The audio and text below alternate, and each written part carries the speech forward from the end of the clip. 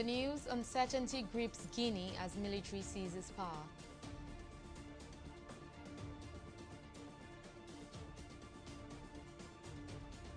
No electronic authentication, no voting. INEC warns ahead of Anambra governorship election.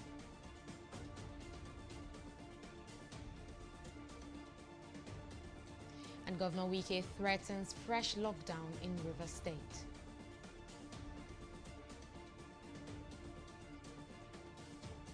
Many thanks for joining us on News Now. I am Oyi Adekunle. Ahead of the November 6 governorship election in Anambra State, the Independent National Electoral Commission, INEC, has said only voters who have undergone electronic authentication of their identity using its bimodal voter accreditation system will be allowed to take part in the poll.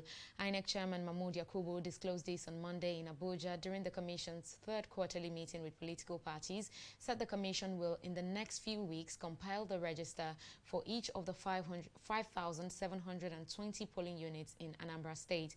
Yakubu further lamented the growing number of conflicting court orders and judgments, saying the more INEC strives to improve the credibility and transparency of the electoral process, the more extraneous obstacles are put in its way through litigations. Meanwhile, the 6 chief judges summoned to an emergency meeting over conflicting court orders that emanated from their judicial divisions within the last 1 month had to appear before the Chief Justice of Nigeria, Justice Tanko Mohammed.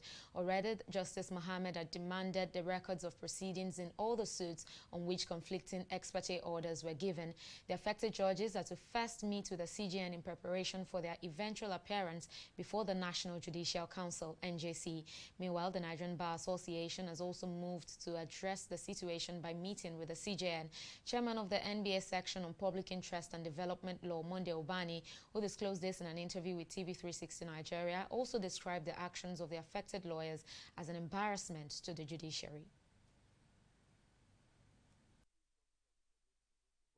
There must be some measures that will be taken to hear from those judges why they are engaging in this issue of issuing ex parte order, as if it's something that you can just walk in and then procure.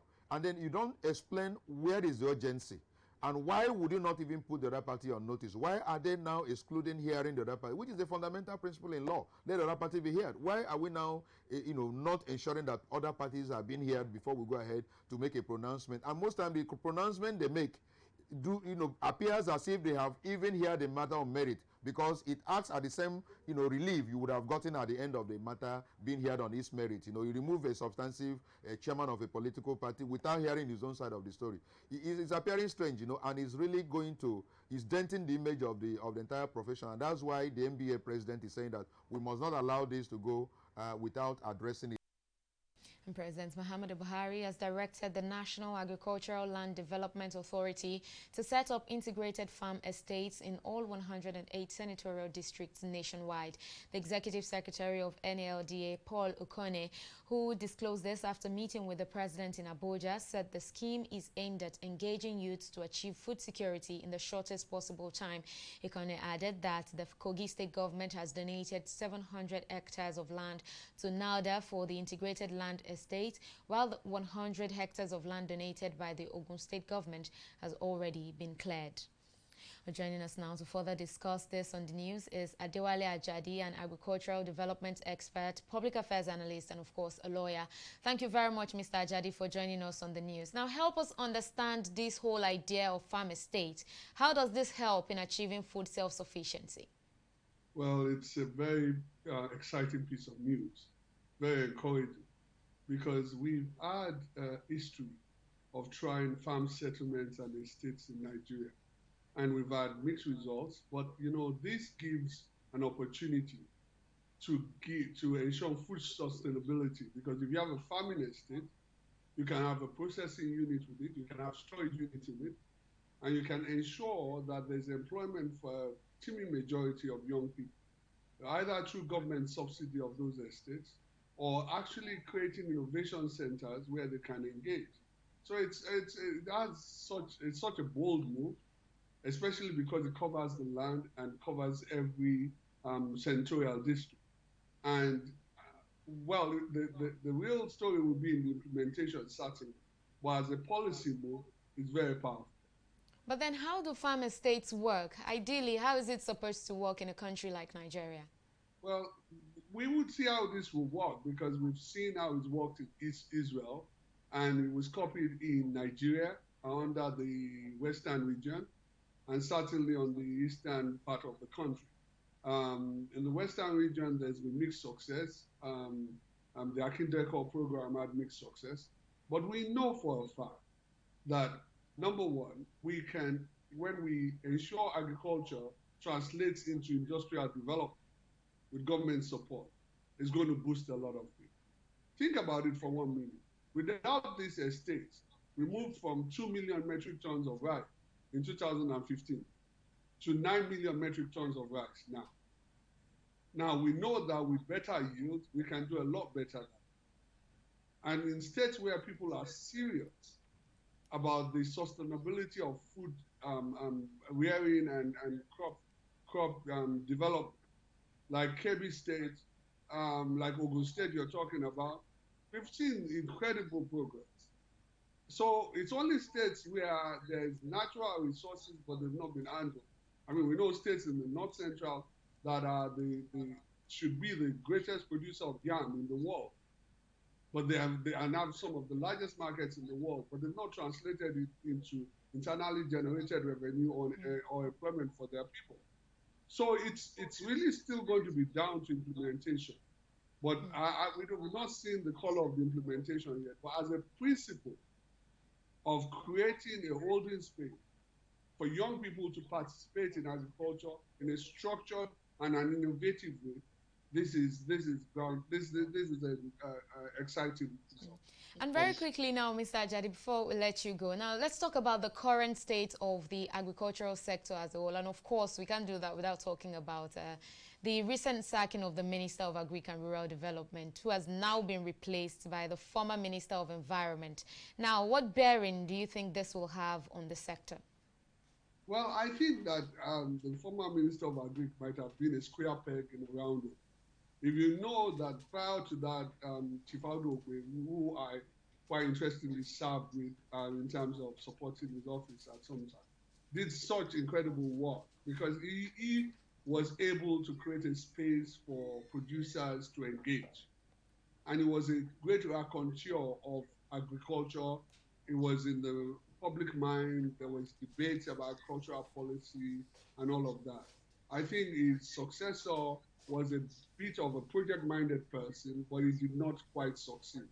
So it is brave of the president and his team to look and see what they can do, because agriculture is critical to our diversification from oil, and sustainability of agricultural produce in the current circumstances we are in is also important. And I must add that the balancing out of the concern of livestock rearing, especially cattle, and farmers has been a contention in recent years. So someone who has a high-profile way of reconciling those interests is also going to be important. Well, Mr. Dewale Ajadi, Agricultural Development Expert, we thank you very much for joining us on News Now. And in health matters, the Minister of Labour and Employment, Chris Ngige, says the federal government is ready to withdraw the case instituted against the National Association of Resident Doctors, NAD, if the striking doctors return to work. Ngige, who disclosed this after a meeting with President Muhammadu Buhari in Abuja, said the government has agreed to meet all the demands of the striking resident doctors, but insisted that the enforcement of the no work, no pay policy during the period of the strike remains effective. The minister explains that some workers had lost their pay during previous strikes under the no work, no pay rule, and the same punishment will be meted out to the striking doctors if they refuse to resume work. And lead counsel to the detained leader of the Indigenous people of Biafra, IPOB, Nnamdi Kanu, has instituted a 50 million naira fundamental rights enforcement suit against the Director General of the Department of State Services, DSS. The IPOB leader's lawyer, Maxwell Okpara, alleged that he was on August 30th subjected to various degrading treatment when he paid a visit to Kanu in detention as ordered by the court, while praying the court to compel the DSS and its Director General to issue a written apology and publish the same in 2 national daily newspapers. Opara also asked the court to restrain the security agency from interfering with his right to dignity of the human person and freedom of movement during his routine visit to his client. And lawyers in Nigeria have been advised to bring their expertise to bear in the advocacy of protecting whistleblowers in the country. The call was made at a workshop for lawyers on whistleblowing and whistleblower protection held in Abuja. Our correspondent, Mojisola Matomi, reports. Whistleblowing remains an effective tool for anti-corruption, but some experts are of the opinion that this mechanism has been largely under-utilized in Nigeria, partly due to lack of regulations. To further create an atmosphere of confidence and reduce citizens' apathy, the African Center for Media and Information Literacy is organizing this workshop to create a network of lawyers willing to provide free services for the protection of whistleblowers. Our expectation is that we'll form a coalition of pro bono lawyers who will support whistleblowers. One of the resource persons talked about a strategy session to see for the lawyers themselves to come together, sit down and see how they can organize and what kind of services they can provide to sometimes it's not even about defending the whistleblower. It could just simply be about providing advice. Legal support, protection for those people who are blowing whistles is very critical and very important. We are hoping that lawyers will see their role in this regard, because many of these people may not actually be able to afford to hire other people to protect them.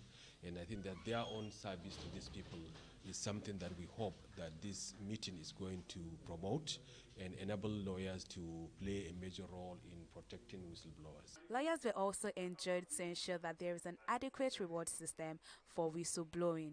People are scared, people are afraid, people are terrified of whistleblowing because they are not protected. There's no protection anywhere for them. So if you blow whistle today, the person you have blown whistle against will definitely come after you, come after your family and all that. Then at the end of the day, we're not achieving any result. And we need to understand that whistleblowing is very, very important to the survival of our democracy, because we cannot have an effective fight against corruption when you don't have a system that protects whistleblower. Individuals who want to raise an alarm against corrupt practices have been advised to partner with any network of lawyers to verify the facts and evaluate such cases. Mojisola Matomi, TV360, Abuja. Well, let's take a break here, but still to come, Senate threatened zero budget allocation for non-performing government agencies in 2022. Details of that and more after this break. Do stay with us.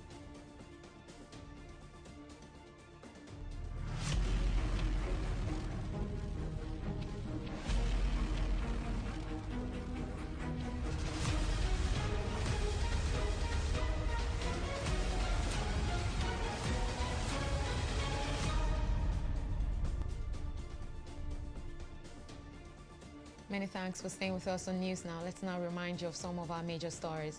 The Independent National Electoral Commission, INEC, has said only voters who have undergone electronic authentication of their identity using its bimodal voter accreditation system will be allowed to take part in the November 6th governorship election in Anambra State.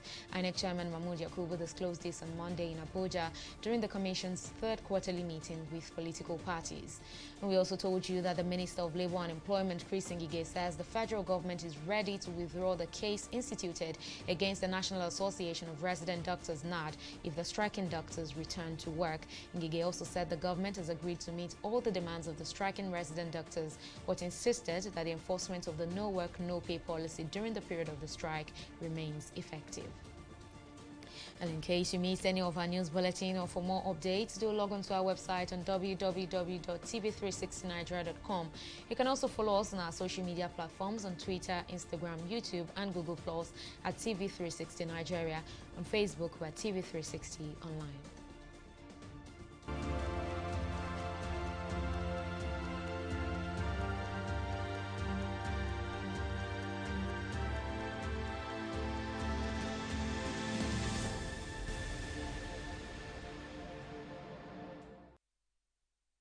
Nigeria has recorded an additional 459 COVID-19 infections, while 2,066 new recoveries were recorded across the country in the past 24 hours. According to the Nigeria Center for Disease Control, the latest positive samples were reported from 18 states and the Federal Capital Territory. The NCDC also confirmed that 30 persons died of COVID-19 complications, raising the country's fatality toll to 2,552. The agency, however, said the deaths recorded include a backlog of 23 deaths deaths from Lagos State for September 3rd. And the governor of Rivers State, Nyesom Wike, has threatened to impose fresh lockdown on the state if residents fail to comply with COVID-19 protocols. Wike, who issued the threat on Monday during a televised broadcast in Port Harcourt, lamented the increase in the daily COVID-19 figures in the state, while noting that his administration is committed to keeping the state open and allowing citizens to go about their activities unimpeded. The governor warned residents that they were headed for a serious health disaster of profound consequences and decried that the situation has resulted in the rising spiral figures of both transmission and death cases. We'll take another break here and return with business stories. Please stay with us.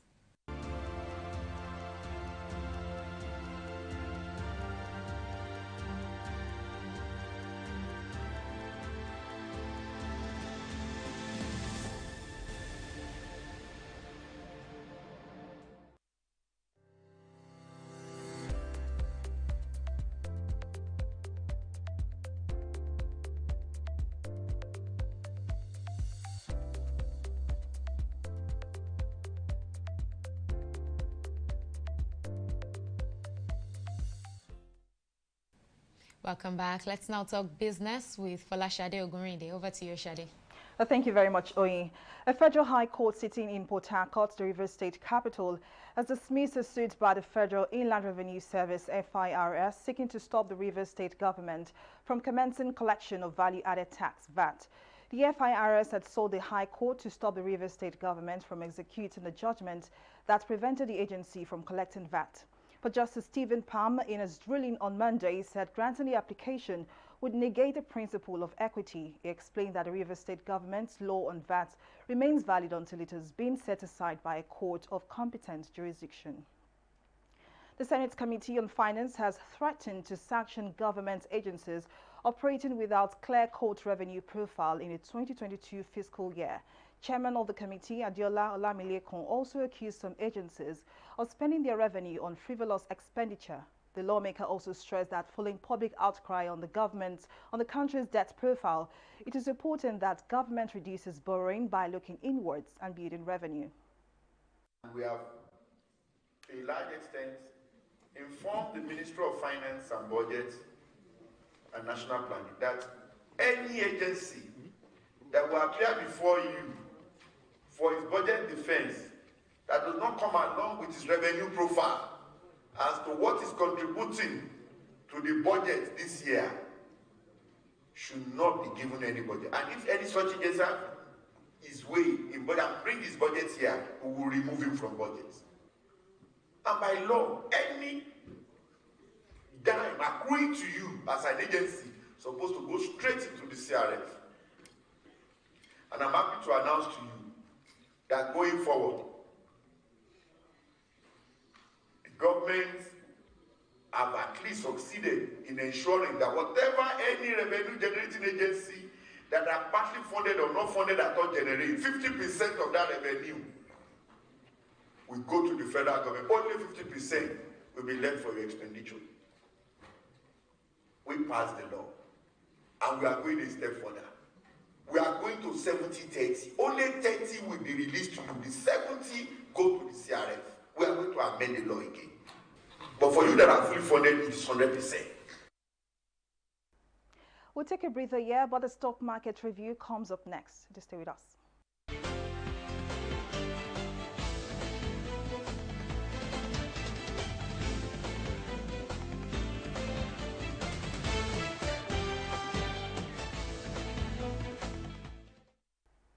Market performance took a bearish note as investors lost over 4 billion naira. This is, of course, a not so good performance, especially when you see that all-share index is at 39,252 basis points, which, of course, closed in the reds at 0.02%. Now, we can see that this is the beginning of the week's trading, and it's not really very good. Now, despite these losses, market volume still saw a better performance when compared to last Friday's trading, as over 210 million volume of shares are valued at over 1.383 billion naira. Exchange hands in 3,989 deals. Now let's take a look at the losers and gainers chart. Our top winners for today's trading are Linkage Assurance PLC and FTN Cocoa Processors PLC. Now leading 21 gainers. We also see that they had a combined profit of 9 naira.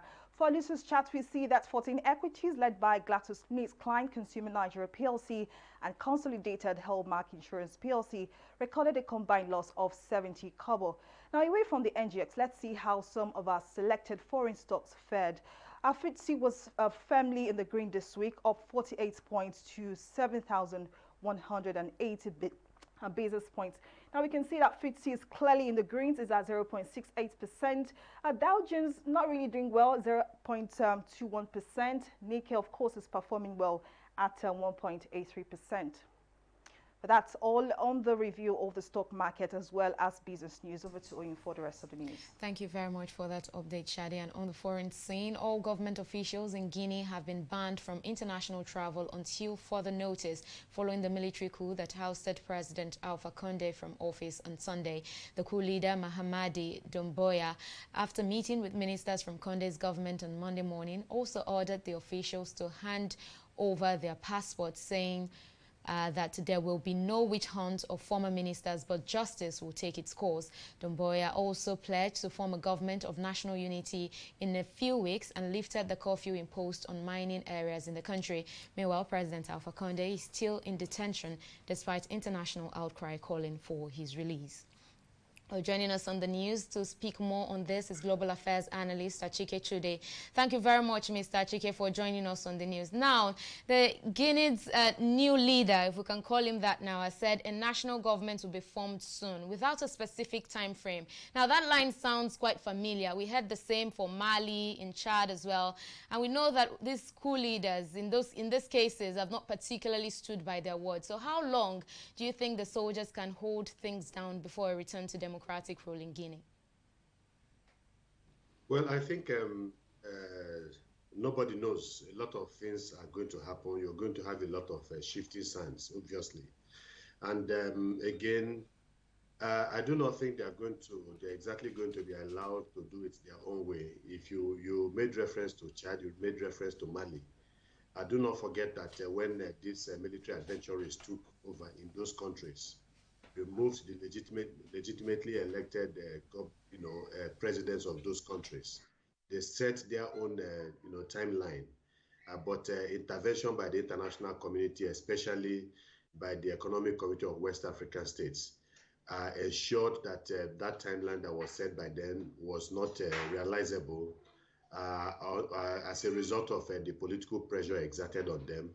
They were able to, change the timeline, and so it was a timeline that was agreed not just by the coupists, but in concert with the ECOWAS and then members of the opposition. And then of course the entire political arrangement was also dependent on the intervention by ECOWAS. And then the Liberian president, George Weah, said he's concerned about the regional impact of this coup. Now, where do you see things going in the region? And is there something, I mean, you mentioned ECOWAS. Now, ECOWAS and even the African Union, what really can be done as a matter of urgency to address this? Because it's becoming one too many. Yeah, well, this is a great pandemic. Just when about 7, 8, 10 years ago, we were beginning to say that issues of coup making in Africa, especially in the West African sub-region, is a thing of the past. It's no longer fashionable. I'm not so sure with the spate of military interventions that we have been seeing for quite some time. So it is becoming a norm in West Africa, and that is, the worry.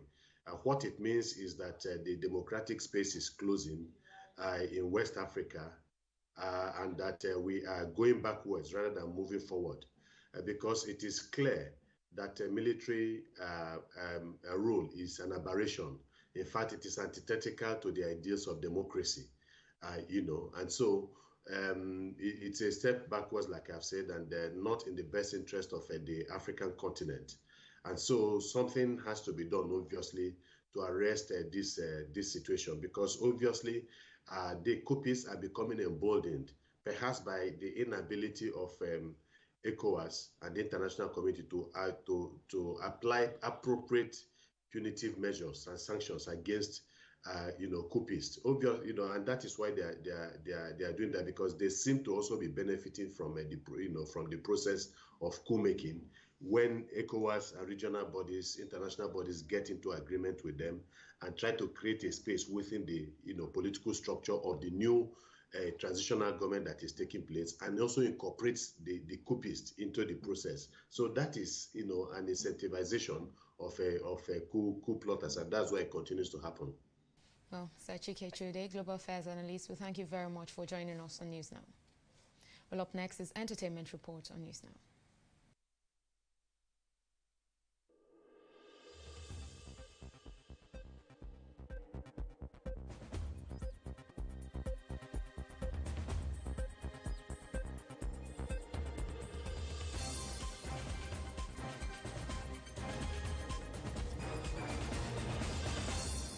Actors Guild of Nigeria's national president Emeka Rollas has fired shots at evicted housemates of popular Nigerian show Big Brother Naija. In a recent Instagram post where he tagged multiple blogs, the actor declared participants of the show unfit for Nigeria's film industry. The Nigerian president takes probably hints on the trend of filmmakers casting housemates from the show as some form of marketing strategy. On Sunday night, Tega, Michael, Peace and Boma were evicted after they received the lowest votes from the audience. Nigerian music superstar Wizkid continues his amazing run with a performance at Made in America as a guest artist of Justin Bieber to perform his hit single Essence. Wizkid and Bieber recently collaborated on the remix of the record, and the two performed it for the first time on stage at the Made in America Music Festival in Philadelphia. In July, Wizkid became the first Nigerian artist to have a record on the Billboard Hot 100 chart when Essence broke into the chart at number 82. And that is all that we have for you in the entertainment segment of News Now.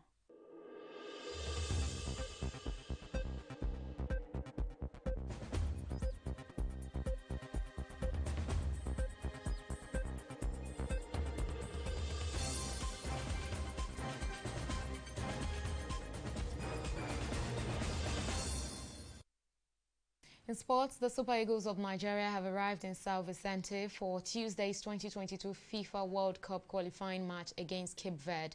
Nigeria started their qualification campaign for Qatar 2022 with a 2-0 win over Liberia at the Teslim Balogun Stadium on Friday, thanks to Iheanacho's first half strikes. The win shot them to the top of Group C with 3 points after Cape Verde settled for a 1-1 draw with Central African Republic in their opening fixture on September 1st. And that's the size of our bulletin this evening. Thank you for watching. I'm Oyi Adekunle.